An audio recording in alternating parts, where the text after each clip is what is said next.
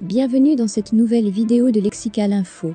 Libération espérée de Dogbo Blé et ses camarades, des renforts de taille contre les djihadistes? N'oubliez pas de vous abonner juste en bas de cette vidéo à Lexical Info. Après le rendez-vous manqué du 6 août, date à laquelle beaucoup avaient espéré leur libération dans la foulée des doléances soumises par l'ex-chef d'État, Laurent Gbagbo à son successeur, Alassane Ouattara lors de leur rencontre du 27 juillet au palais présidentiel, le général Dogbo Blé Bruno, ex-commandant de la garde républicaine, et d'autres officiers des forces de défense et de sécurité, FDS, pourraient bientôt voir le bout du tunnel.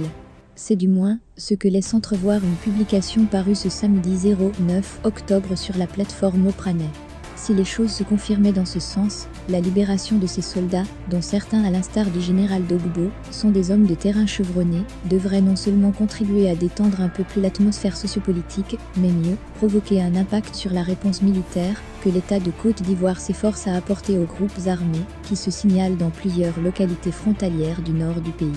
Depuis la première attaque sanglante à Kafolo, qui en juin 2020, avait fait au moins 12 morts à un poste avancé de l'armée ivoirienne près de la frontière burkinabé, les forces armées font face à un harcèlement de plus en plus pesant de ces bandes armées, suspectées d'être en lien avec les organisations djihadistes, qui sévissent dans les pays sahéliens frontaliers de la Côte d'Ivoire. Les craintes qu'expriment avec insistance les populations de Téini, dans la région du Bunkani, corroborées par le rapt ce vendredi 8 octobre d'un ressortissant burkinabé par des individus armés, dénotent de l'urgence de la situation.